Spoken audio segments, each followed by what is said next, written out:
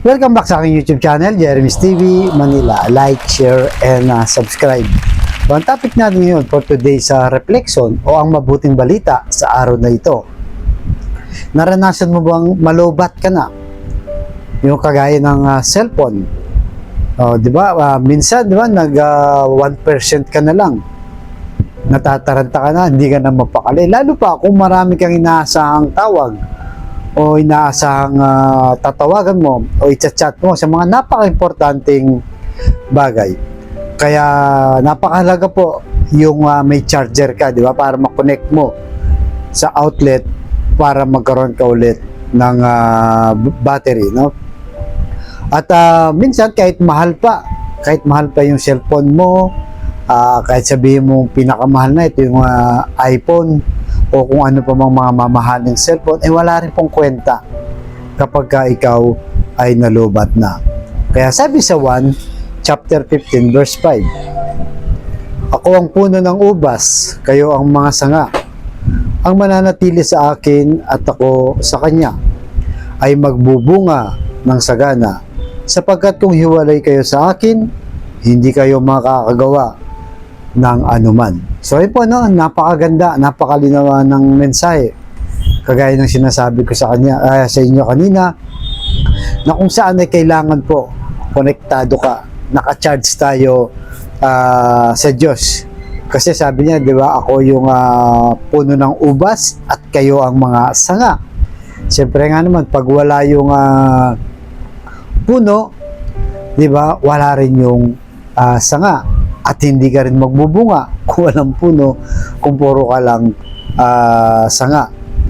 Diba? So, importante po na tayong mga tao, konektado po tayo sa ating Panginoong Hesus dahil dito tayo humuhugot o kumukuha ng lakas.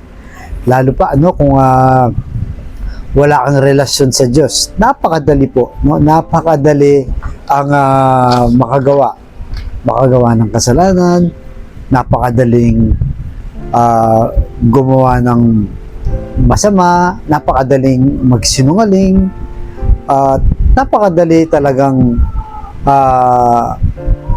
mamuhay ng parang pariwara ka dahil nga wala kang connection sa Diyos. Kaya yun po ang kailangan natin dahil pag sa Kanya tayo humugot ng lakas, hindi po tayo basta-basta mapapariwara.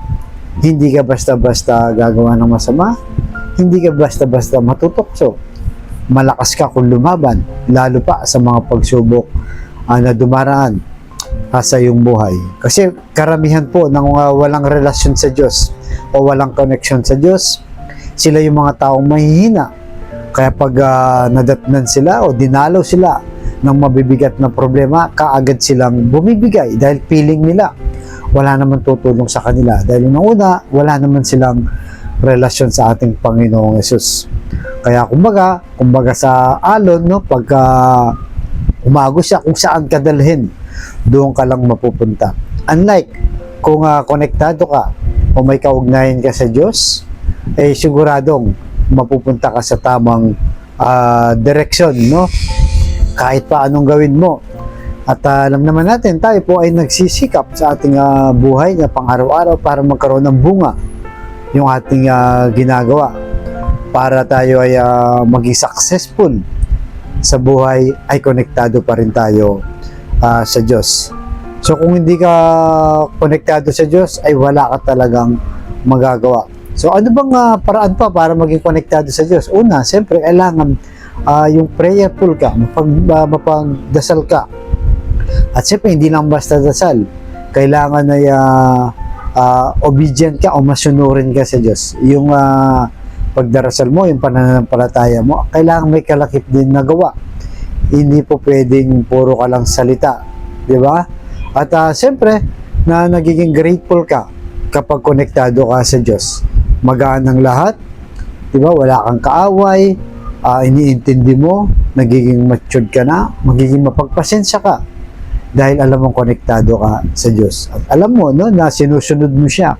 Dahil kung hindi, lagi kang nakipag-away, lagi kang mainitin ng ulo, wala kang pasensya, mahinipin ka, at wala kang pakialam sa paligid mo, kahit pamilya mo pa yan, kapitbahay mo, kaibigan mo, ang iniisip mo lang ang sarili mo dahil nga wala ka namang connection kay Lord.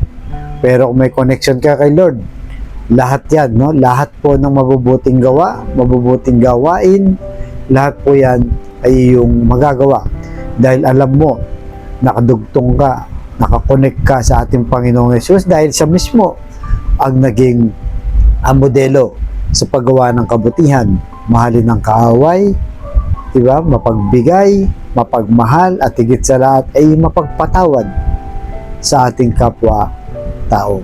So yan po, no, ang ating ilagay sa ating puso't isipan na huwag kalimutang mag-connect sa Diyos. Magdasal lagi, magsimba, magpasalamat, at lahat ng mga mabubuting bagay ay konektado po yan sa ating Panginoong Yesus. Ang hindi konektado ay yung paggawa ng masama. Yun ay konektado ka kay Satanas. Diba? Mga walang pakundangan gumawa ng mga hindi magagandang bagay. Kaya sa kapatid nating nanonood sa aking vlog na may problema sa pamilya, pinansyal, at kalusugan, sabayin mo ko sa napakasimpleng dasal lang na kung ikay maniwala at magtiwala sa ating Panginoong Yesus at kumonekta ka, ay tsak yun. Ipagkakaloob sa iyo ang iyong kahilingan sa tamang panahon. So tayo manalangin, Lord. I-bless niyo po ang kapatid naming nanonood sa aking vlog na malubhan na po ang karamdaman o may matinding iniinda sa kanyang katawan. Ipuhin niyo po ng iyong mapagpagaling na kamay, haplusin niyo po, tanggalin niyo po ang kanyang karamdaman. Alam naman po namin, Lord, na walang imposible sa iyo kung iyong loloobin. Ganon din po sa pamilyang nasisira o nagkawatak-watak dahil hindi rin konektado sa iyo, Panginoong Yesus. Ipuhin niyo po ang kanilang puso na kumonekta sa iyo, na maging mapagpatawad, mapagpasensya, higit sa lahat ay mapagmahal sa bawat miyembro ng pamilya. Ganon din po sa mga pinansal na kailangan namin lahat, lalo na po yung mga kapatid namin walang-wala. Ultimo, pambili ng 1 kilo lang ng bigas, pinuproblema pa, Lord, kung paano nila iraraos ang kanilang pamilya. I-bless niyo po ang aming hanap buhay para may provide namin ang pangailangan namin pamilya. Patawarin niyo po kami sa aming mga kainahan at kasalanan. Ang lahat ng ito iniling namin sa matamis na pangalan natin, Panginoong Yesus. Amen. To God all be the glory. Sa ngalan ng Ama, ng Anak, ng Jesus Espiritu Santo. Thank you very much po.